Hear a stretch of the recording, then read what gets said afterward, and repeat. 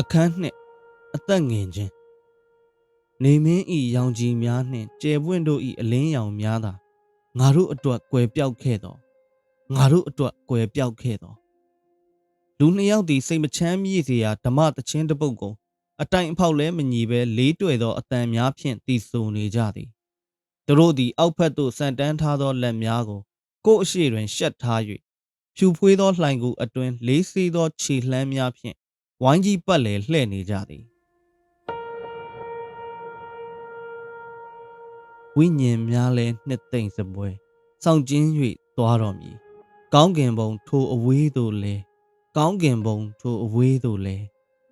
တစုံတစ်ယောက်ကအနိစ္စရောက်ခဲ့ပြီဘသူများပါလဲကျွန်တော်ဒီဥကောင်းကိုလှဲ့ရန်ကြိုးစားသည်အလောင်းထည့်ထားသောခေါင်းနှင့်ခေါင်းရင်းတွင်ထောင်နေသောဖျောင်းတိုင်နှစ်တိုင်ကိုတစ်စီတစ်စောင်းဖြင့်မြင်ကောင်းရသည်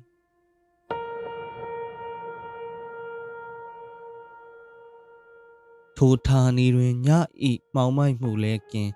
ထာဝရရောင်ကြည်လဲထွန်းလင်းနေလေသည်မျက်လုံးများကိုကဖွင့်၍ရခဲ့ပြီအခြားမည်သူကိုမျှမတွေ့ဤနေရာတွင်ဤလူနှစ်ယောက်နှင့်ကျွန်တော်မှလွဲ၍အခြားမည်သူတဦးတစ်ယောက်မျှမရှိတို့ဖြစ်လျင်အတုပတေးခြင်းကိုမည်သူအတွက်ဆိုနေကြသနည်း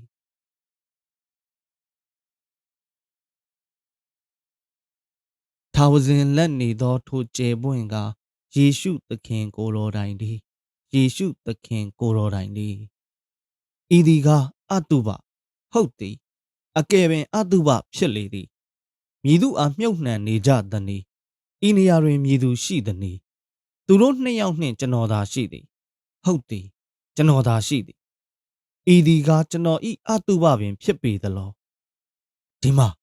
မိတ်ဆွေတို့နားထောင်ကြစမ်းပါမှားနေပြီထင်တယ်ကျွန်တော်မသိသေးပါဘူးအသက်ရှင်နေတာမတွေ့ဘူးလားခမားတို့ကိုကြည့်ပြီးခမားတို့ကိုစကားပြောနေတာမြင်တယ်မဟုတ်လားတော်ကြပါတော့ဗျာကျွန်တော်မြေမမြုပ်ကြပါနဲ့အောင်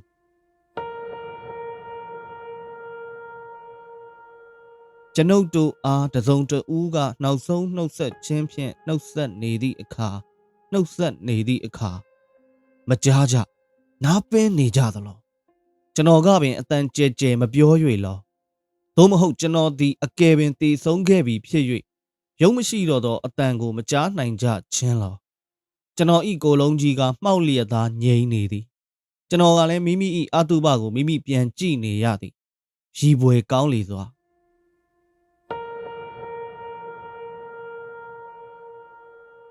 ရှမ်းရှမ်းတောက်မျက်လုံးများဖြင့်မော်၍ကြည့်သည်မှာကောင်းကင်ဘုံထိုအဝေးသို့သည်မှတ်မိပါပြီတစုံတဦးကကျွန်တော်အားခဲခဲရင်ရင်ပင့်မ၍အဝတ်များဝတ်ပေးခဲ့သည်နောက်လူနာတင်ထမ်းစဉ်ဖြင့်ကျွန်တော်အားတည်ဆောင်သွားကြသည်ဇင်းကြံတလျှောက်တွင်တန်ခွာတန်များဟိန်းနေခဲ့သည်ထို့နောက်ထို့ထက်လွန်၍ကဘာမှမသိတော့ထို့ထက်လွန်၍ကဘာမျှမသိ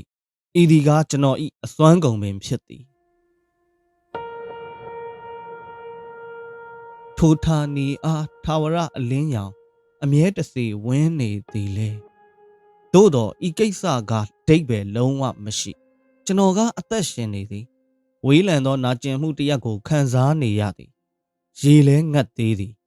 လူသေးကောင်ဟူသည်ကရေမစာတတ်ရှိသမျှအားတို့ကိုအစွမ်းကုန်ညှစ်ထုတ်လျက်လက်ကိုလည်းလှုပ်ရှားရန်ကြိုးစားလိုက်သည်တွင်တဘာဝမကျသောအတန်စိမ်းကြီးတတန်သည်ကျွန်တော်ကိုယ်တွင်မှပွင့်ထွက်သွားသည်ရေအခုမှပဲလေလူနှစ်ယောက်လဲဝိုင်းကြီးပတ်လဲရှောက်နေရမှရက်သွားသည်ယခုကျွန်တော်ကိုယ်ပေါ်သို့ငုံမိုးလျက်ကြည့်နေကြသည်တယောက်ကကျွန်တော်ခေါင်းကိုပင့်လျက်ရေခရားကိုပါဇက်သို့တိတ်ပေးသည်မောင်ရင်တခုခုဖြင့်စားအောင်မှပေါ့နှစ်ရက်ရှိပြီရေးကြီးပဲတောက်နေတာဘာဒီပါလဲနှစ်ရက်ရှိပြီတဲ့လားဒီနေ့ဘာနေ့လဲတနင်္လာနေ့ကျွန်တော်အဖမ်းခံရသည်မှာတောက်ကြနေဖြစ်သည်ခေါင်းကလည်းလေးလာကြည့်ရေကဖြင့်ရင်ကိုအေးစေလိုက်တာအိပ်ပေးရစေရေတွင်းဤမှန်သာရင်ပြင်ကိုရေတပေါက်ကဆင်းသက်လှုပ်ရှားလိုက်သည်ဤဒီကတောင်ပေါ်ရှိမြက်ခင်းစိမ့်စိမ့်ကလေးမှစမ်းရည်ဦးကျွန်တော်သိပါသည်ရောကလန်တောင်ကြီးရှိတောဆောင်ဤတဲနဘေး၌ဖြစ်ပါသည်ထင်းကျူတောထဲတွင်ကမိုးတစိမ့်စိမ့်တဖြောက်ဖြောက်ရွာနေသည်အိပ်ရတာအရသာရှိလိုက်တာလေ နောက်တစ်ချိန်ပြန်၍နိုးလာသောအခါတွင်ကအင်္ဂါနေ့ညနေသို့ရောက်နေလေပြီခွေးကြီးတစ်ကောင်သည်ကျွန်တော်ကိုယ်ပေါ်သို့မိုး၍ရပ်နေသည်ခွေးဝင်ပလွေမျိုးဖြစ်သည်လှပနက်နဲသောမျက်လုံးများဖြင့်ကျွန်တော်အားစူးစိုက်ကြည့်ရှုနေသည်မင်းဗမာနေခဲ့သလဲအိုးဟုတ်သေးပါဘူးလေခွေးကမေးနေတာမဟုတ်ပါဘူးအတန်ကားတစုံတစ်ယောက်ဤအတန်ဖြစ်သည်မှန်သည်ဤနေရာတွင်အခြားသူတစ်ယောက်ရပ်နေသည်ဘုတ်ဖနက်ရှည်ကြီးတရံကိုမြင်ရသည်နောက်ထပ်ဖနက်ရှည်တရံနှင့်စစ်သားပေါင်းမီများသို့သောအထက်သို့ကမကြည့်နိုင်တော့မော်ကြည့်ရန်ကြိုးစားသည့်အခါဝယ်ခေါင်းစီကရစ်၍မူးလာသည်အမလီဂယုစိုက်နေရမှာလားအေးအေးဆေးဆေးအိတ်ဆန်းပြရစီအောင်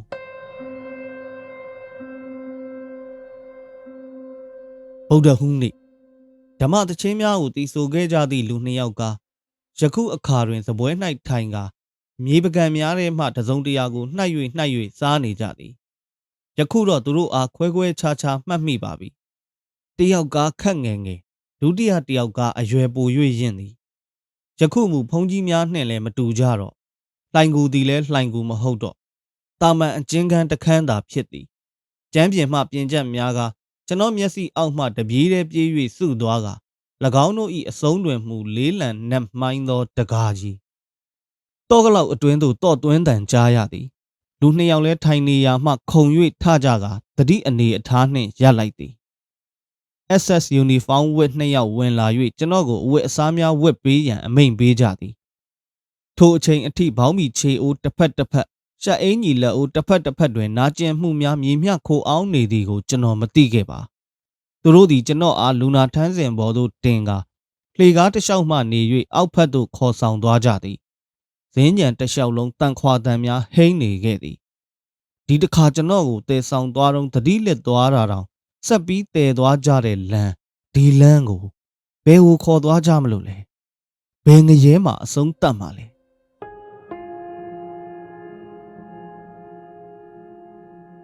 Pancras Polycyme Geffen Mechanism အဲ့ဒါကဂျာမန်စကားနဲ့ဆိုလို့ရှိရင်ပလိတ်အချုပ်ထောင်ကြီးလို့ခေါ်တာပါတုံမုံနှင့်ဘော်ရွေချင်းကင်းမဲ့လှသောဧခံယုံကန်သူတို့လည်းကျွန်တော်အားကျမ်းပြင်ပေါ်သို့ချလိုက်ကြသည်ဒေါသဖြင့်မှုတ်ထုတ်လိုက်သောဂျာမန်အတန်ဤမေးခွန်းကိုချက်အတန်ကစိတ်ရင်းကောင်းတဲ့ကဲ့သို့ဟန်ဆောင်ရင်းဘာသာပြန်ပေးသည်မင်းသူ့ကိုသိသလားကျွန်တော်သည်ကျွန်တော်ဤမေးကိုလက်ဖြင့်ထိန်း၍ကြည့်လိုက်သည်လူနာထမ်းစဉ်ရှေ့တွင်ပါးမှုကလေးများနှင့်မိန်းကလေးခတ်ရွယ်တယောက်ရပ်နေသည်ဝင်းကြွားမမတ်ကလေးရပ်နေသည်အာခံသည့်အနေဖြင့်မဟုတ်ဘဲမော်မြတ်သောအမှုအရာဖြင့်ခေါင်းကိုခတ်မော့ပင့်ထားရာမှကျွန်တော်အားမြင်သာယုံနှုတ်ဆက်သည့်အမှုအရာပြနိုင်ယုံသာမျက်လွှာများကိုနှိမ့်ချထားသည်မသိဘူးထိုယုံရင်းကြမ်းတမ်းသောညတုန်းကသူ့အားပက်ဖြတ်နန်းတော်ထဲတွင်ရိတ်ခနဲတွေးမိကောင်းတွေးမိခဲ့မည်ဟုအမှတ်ရသည်ယခုဒုတိယအကြိမ်တွေ့ဆုံခြင်းဖြစ်သည်တတိယအကြိမ်အဖြစ်နှင့်ကမတွေ့ရတော့တွေ့များသာတွေ့ရလျင်ဤနေရာ၌ကြက်တီရီရှိစွာရက်တီနေခဲ့ပုံအတွက်သူ၏လက်ကိုညှစ်၍နှုတ်ဆက်လိုလှပေသည်ထိုအမျိုးသမီးကအာနော့ရှိ Lawrence ၏ဇနီးဖြစ်၍1942ခုနှစ်မာရှယ်လောကျင်းညာပြီးရက်အနှဲငယ်အတွင်းကွက်မြက်ချင်းခံရသည်ဒါပေမဲ့သူ့ကိုတော့မင်းမုတ်ချသိရမယ်အာနီရှကာယီယာစကောဗာဖယားကြီးအာနီရှကာခမည်းဘဲနဲ့ဒီကိုရောက်လာတာလေခမည်းနာမည်ကိုကျွန်တော်ဖွင့်မပြောခဲ့ပါဘူးခမည်းနဲ့ကျွန်တော်ဘလို့မှမပတ်သက်ဘူးနော်ခမည်းကိုကျွန်တော်မသိဘူးနားလေလားမသိဘူးနော်မသိဘူးလိန်မာစမ်းမှာကို့လူရမသိဘူးယူလာဖုံးနေလို့လည်းမထူးတော့ပါဘူးရှင်ယူလာဆိုတာကျွန်တော်တို့မြန်မာနာမည်တွေကိုအဖျားဆွတ်ခေါ်တယ်လို့မျိုးချက်ရဲ့ကိုပိုင်နာမည်တွေကိုရင်းနှီးတဲ့သဘောချက်စနိုးသဘောနဲ့တမျိုးအဖျားဆွတ်ခေါ်တဲ့သဘောပါအာနီရှကာကဝင်၍ပြောလိုက်သည်လက်ကင်ဘဝကိုစုပ်ကင်ထားသောလက်ချောင်းများ၏မတိမတာတုံဆက်မှုကလေးကသာသူ၏စိတ်လှုပ်ရှားမှုကိုမလုံမလဲဖြစ်စေသည်မထူးတော့ပါဘူးကျမကိုဖော်တဲ့ဖော်ကောင်ကရှိနေပြီပဲဘာတူလဲတိတ်ပေါ်လာမည့်အဖြေကိုတစုံတစ်ယောက်ကဝင်၍တားလိုက်သည်ထို့နောက်သူကကျွန်တော်အားနှုတ်ဆက်ရန်ငုံ၍လက်လှမ်းပေးသည့်အခါတွင်သူ့အားကြမ်းတမ်းစွာတွန်းထုတ်ပစ်လိုက်ကြသည်အာနီရှကာရဲ့ကျွန်တော်ဒီနောက်ပေါ်လာသည့်မိခွန်းများကိုမကြားတော့ SS man နှစ်ယောက်ကကျွန်တော်အားအကျဉ်းခန်းသို့တည်ယူသွားပုံထန်းစဉ်ကိုယုံရင်းစွာခါရင်းတော့ရင်း ထို့သောအနာခံမိအစာလေပင်ကြိုးတန်းလန်းနှင့်ရီးလေးမခိုးခြင်းသလောဟုမေးပုံတို့ကိုပင်အဝေးမှမနာကျင်နိုင်သောပွဲကြည့်သမားကဲ့သို့သာထိတွေ့ပါတော့သည်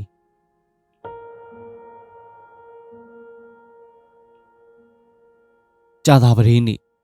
ကျွန်တော်ဒီပတ်ဝန်းကျင်ကိုတိဒတ်ဆပြုပါပြီကျွန်တော်နှင့်ထောင်ကျဘက်တဦးဖြစ်သောသူငယ်မှာ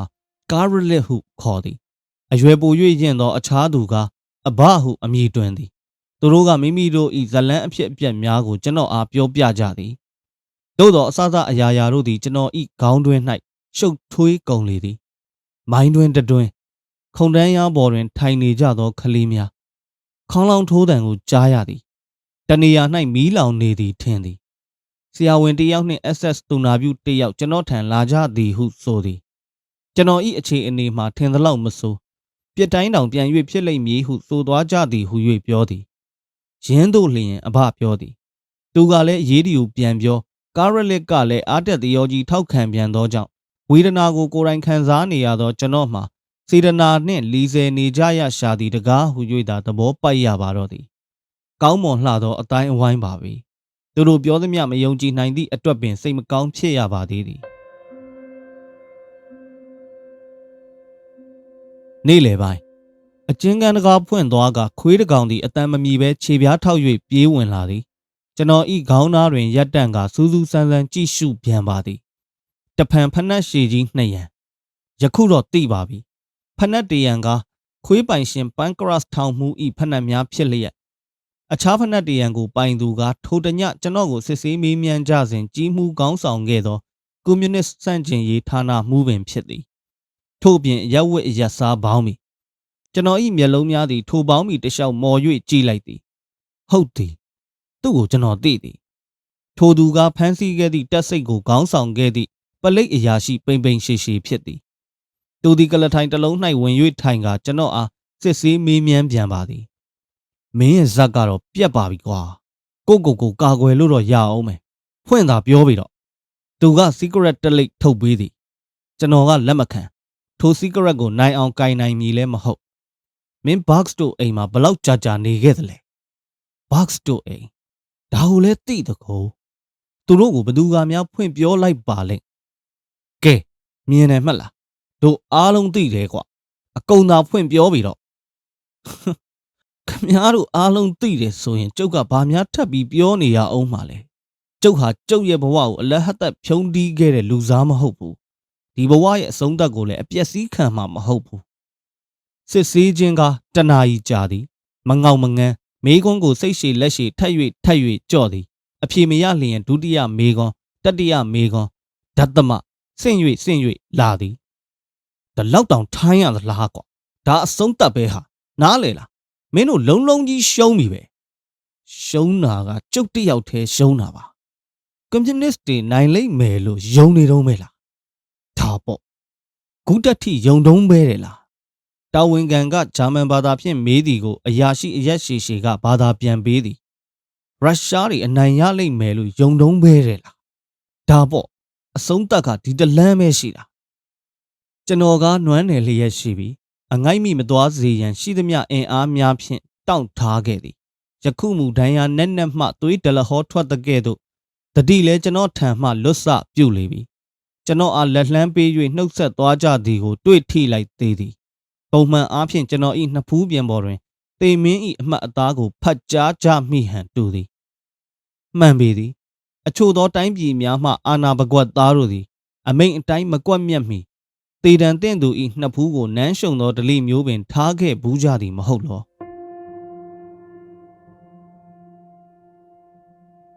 ညနေပိုင်းလက်ရှက်ထားသည့်လူ2ယောက်သည်တယောက်နောက်မှတယောက်ဝိုင်းကြီးပတ်လည်ရှောက်နေကြသည်စိတ်မချမ်းမြေ့စရာဓမ္မတချင်းတစ်ပုဒ်ကိုအတိုင်အဖောက်လဲမညီပဲလေးတွေ့သောအတန်များဖြင့်တီဆိုနေကြသည်နေမင်းဤရောင်ကြီးများနှင့်ကျဲပွင့်တို့ဤလင်းရောင်များသာကျွန်ုပ်တို့အတွက်ကွယ်ပြောက်ခဲ့သောအမလီကိုလူတို့ကလည်းဗျာတော်ကြစမ်းပါတော့ခမားတို့တချင်းကကောင်းရင်တော့ကောင်းမှာပါဒါပေမဲ့ဒီနေ့ကမေဒီအကျိုးနေခမမေဒီဆိုတာလူလောကတဝမ်းလုံးမှာအလှပဆုံးအရှင်ပြဆုံးပွဲတော်မဟုတ်လားကျွန်တော်ဒီလန်းဆန်းသောတချင်းတစ်ပုဒ်ကိုစိုး၍ကြည့်သည် သို့သောကာရလစ်ကတစ်ဖက်သို့လှည့်သွား၍အဘခမမျက်ရည်တုပ်ရသည့်အထိပို၍စိတ်မချမ်းမြေ့စရာဖြစ်သွားပုံရသည်သို့သောကျွန်တော်ကအညံ့မခံဘဲဆက်၍ဆိုသွားသည်တွင်သူတို့လည်းရော၍ဝင်လာကြသည်ကျွန်တော်လည်းစိတ်ကြေနပ်စွာအိပ်ပျော်သွားပါတော့သည်မေဒီနေဤနနက်စောစောပိုင်းထောင်မျောစဉ်မှနာရီသည်၃ချက်တီတီရိုက်ခတ်လိုက်လေသည်ထိုအတန်ကိုပထမဦးဆုံးအကြိမ်ကြည်ကြည်လင်လင်ကြီးကြားရသည်အဖမ်းခံရသည့်အချိန်မှစ၍တွက်လျင်ပြေးပြေးဝဝသတိပြန်လဲသည်မှာယခုအခါပထမဆုံးအကြိမ်ဖြစ်လေသည်တန်ရှင်းသောလေပြေသည်ပရင်းပေါက်မှရှန်ဆင်းလာလျက်ကျမ်းပေါ်ရှိကျွန်တော်၏ကောက်ရိုးမှွေရာကိုစွ၍နေသည်တမဟုတ်ချင်းပင်ကောက်ရိုးစာများသည်ကျွန်တော်၏ရင်ဘတ်နှင့်ဝမ်းပိုက်အားတင်းတင်းကြပ်ကြပ်ကြီးတွန်းထိုးနေကြသည်ကိုခံစားရသည်တကိုယ်လုံးတွင်လည်းတကွက်မျှမလတ်အောင်အကိုက်ခဲပေါင်း1000ဖြင့်ကိုက်ခဲနာကျင်နေကအသက်ရှူရလဲကြက်တီးလာသည်ထိုအခိုက်ပရင်းပေါက်ကိုဖွင့်လိုက်တဲ့ကဲ့သို့ရှင်းလင်းပြတ်သားသောအတိဓာတ်လည်းပေါ်လာသည်ကျွန်တော်ကအသက်ငင်၍နေလေပြီ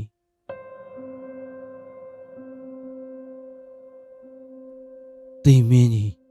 ခမ ्या ကိုစောင့်နေလိုက်ရတာဗျာကြာလှပါပြီကော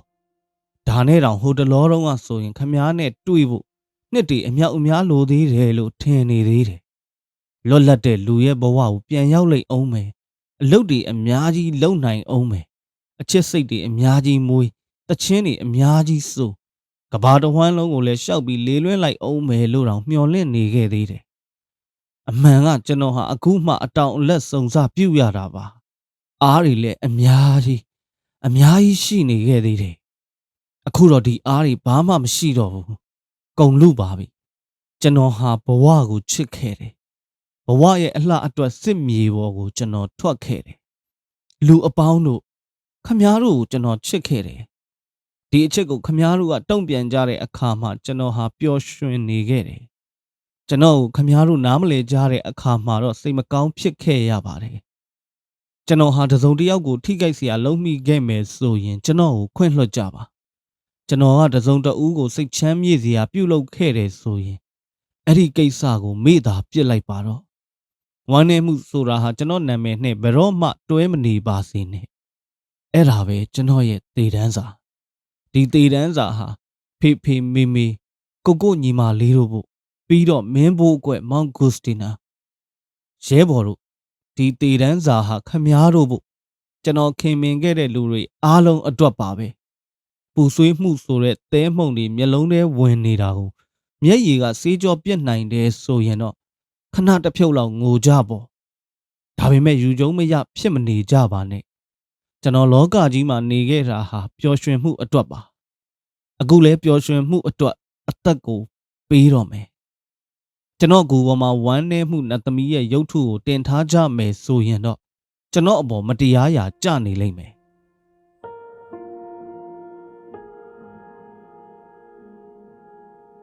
မေဒီနီဤအချိန်များဝယ်ကျွန်တော်တို့သည်မြို့စင်ကြေဖုံးများ၌အိပ်ယာမှထအလံများကိုပြင်ဆင်ခဲ့ကြသည်ဤအချိန်များတွင်မေဒီနီစီတန်းလမ်းလျှောက်ပွဲအတွက်မော်စကိုမြို့တော်လမ်းမများပေါ်၌ပထမလူစုလူဝေးများပေါ်လာစမြဲဖြစ်သည်ယခုအချိန်တွင်ကတန်းပေါင်းများစွာသောလူတို့သည်မနုဿလူသားတို့၏လွတ်မြောက်ရေးအတွက်နောက်ဆုံးတိုက်ပွဲကြီးဆင်နွှဲနေကြလေပြီရင်းတိုက်ပွဲတွင်လူပေါင်းထောင်ပေါင်းများစွာလဲကြဆုံးနေကြသည်ထိုကြဆုံးသူတို့တွင်ကျွန်တော်လည်းတယောက်အပါအဝင်ဖြစ်သည်ဤစည်ရင်းထဲတွင်ပါဝင်ရခြင်းနောက်ဆုံးတိုက်ပွဲဝင်နှွဲသူတို့ဤစည်ရင်းထဲတွင်ပါဝင်ရခြင်းကကောင်းမွန်လှပေစွာသို့သောတေဇောငင်နေခြင်းကမကောင်းမွန်း၍နေသည်အသက်မရှူနိုင်လေချောင်းထဲတွင်လည်းဂလိုင်ချစ်တန်ကိုကြားရသည်ဒီအတန်ကြောင့်ထောင်ကြပေါ်ထောင်ကြဘက်များနိုးသွားမည်ကိုစိုးရသေးသည်အကယ်၍ရေအနှဲငယ်နှင့်ဆွတ်လိုက်ရမည်ဆိုလျင်သို့တော်ခရားတွင်မှရေကားကုန်နေလေပြီကျွန်တော်နှင့်ခြေလန်း6လှမ်းမျှအကွာအကျဉ်းကန်းတောင်ရှိကမုတ်ထဲတွင်ကရေလိုခြင်းတလောက်ရနိုင်မည်သို့တော်ထိုနေရာသို့အရောက်သွားရန်အားရှိမှရှိပါမည်လောတေခြင်းဤဂုံရီသည်မြည်သူတဦးတယောက်ကိုမျှမနှိုးမိခြင်းအပေါ်တွင်တည်နေပြီးသည့်အလားကျွန်တော်သည်တိတ်ဆိတ်ငြိမ်သက်စွာတွား၍သွားသည်တို့နှင့်လူရာသို့ရောက်သွားကရေဆွဲအိမ်သာကမုတ်တွင်းမှရေကိုတ ကြိုက်ပြီးတကြိုက်တောက်နေခဲ့ပါသည်ထို့သောရေတောက်နေသည်မှမြည်မျှကြာသွားသည်မသိပြန်၍တွားသွားသည်မှလည်းမြည်မျှကြာသည်မသိတတိဟူ၍ကကျွန်တော်ထံမှဖယ်ခွာစပြုတ်နေပြန်သည်ကျွန်တော်သည်လက်မောင်းမှသွေးကြောကိုစမ်းကြည့်မိသည်အထိအတွေ့ဟူ၍လုံးဝမခံစားရကျွန်တော်၏နှလုံးသည်လေချောင်းအထိထိုးတက်သွား၍ယခုပြင်းထန်သောအဟုန်ဖြင့်အောက်သို့ကျလာသည်ကျွန်တော်သည်ထိုနှလုံးသားနှင့်အတူကျဆင်းလာသည်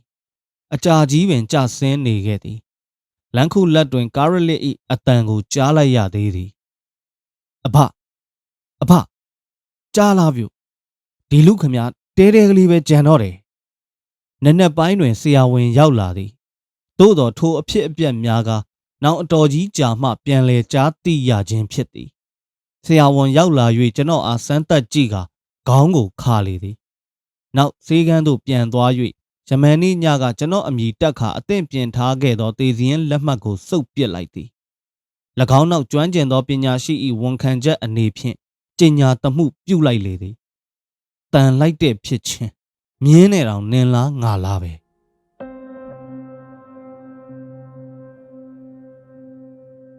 ချက်အမျိုးသားသူရဲကောင်းဂျူလီယက်ဖူချေရဲ့ကျိုးစဉ်ပေါ်မှမှတ်တမ်းများစာအုပ်အပိုင်း2ဖြစ်ပါတယ်အပိုင်း3ကိုဆက်လက်ပြီးတော့တင်ဆက်ပေးပါမယ်